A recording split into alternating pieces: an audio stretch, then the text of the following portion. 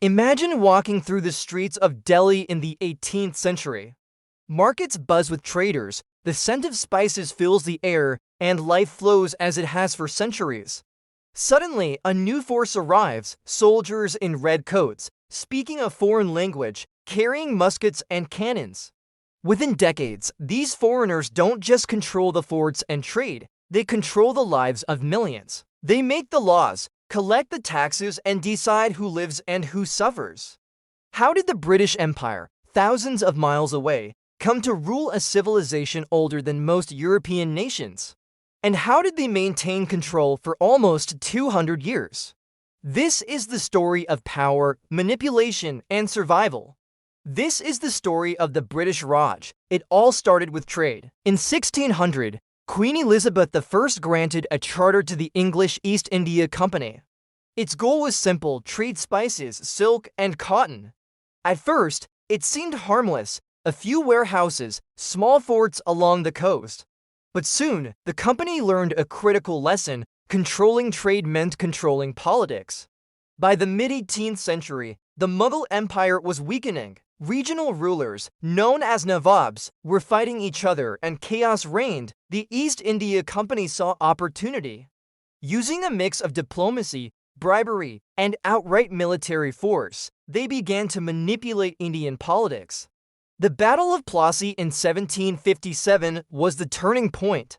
Robert Clive defeated the Nawab of Bengal not just with guns, but by convincing local allies to betray their own leader. With Bengal under their control, the company gained enormous wealth, enough to influence even emperors. This was the first secret of British rule: divide and conquer. They didn't need to control all of India at once. Instead, they played local rulers against each other, offering protection, wealth, or threats. Slowly, through alliances and treachery, they expanded their influence. Wealth alone wasn't enough. To rule India, the British needed a system, a way to make millions obey from thousands of miles away. The East India Company began collecting taxes on a massive scale. In Bengal, they forced peasants to pay in cash instead of crops, turning farmers into permanent debtors. Landowners who resisted were crushed. This system made India one of the most heavily taxed societies in the world at the time. Famines became more common as revenue collection ignored human suffering. Millions died, but the British coffers grew. At the same time, the British rewrote laws to suit their power. Courts were established, but often favored Europeans and loyal locals. Traditional justice systems were weakened. Laws were enforced with harsh penalties, including public executions, to instill fear and obedience. And then there was the army. The British created the Indian Sepoy Army, recruiting locals to fight for them. These soldiers were trained, armed, and indoctrinated to obey their British officers. The Sepoys were the backbone of British control. Without them, the empire would have crumbled. But even this army became a source of tension, as we would see later in 1857. Military force alone couldn't keep millions in line. The British also ruled minds. Education was transformed.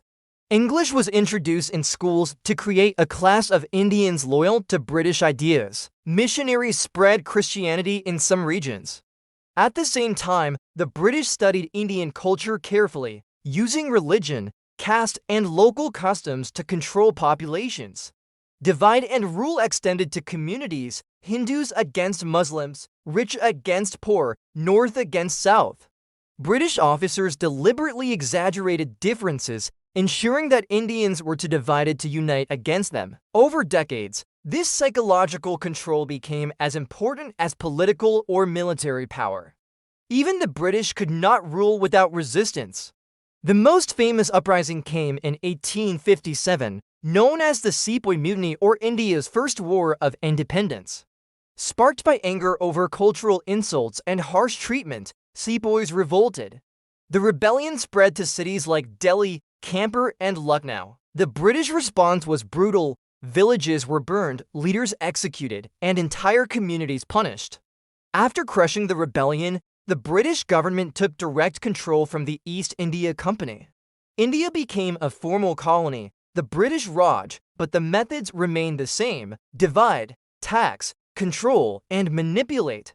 By the early 20th century, the British controlled nearly all of India. Railways, telegraphs, and ports expanded trade, but mostly for British benefit. Wealth flowed to England. Traditional industries collapsed under imported British goods. Famines continued. And while a few Indians were educated and employed in bureaucracy, the majority lived in poverty. Yet, British rule also unintentionally sowed the seeds of independence. Railways and telegraphs connected distant regions. English education created leaders who would later demand freedom. And the experience of resisting British rule built a national identity. The British Empire ruled India not just through armies, taxes, and laws, but through manipulation, psychological control, and exploitation of divisions.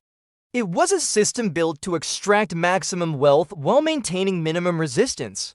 And yet, after nearly 200 years, India finally rose to reclaim its freedom. The story of British rule in India is not just about conquest, it is about how a distant power managed to dominate one of the world's oldest civilizations, using brains as much as bullets.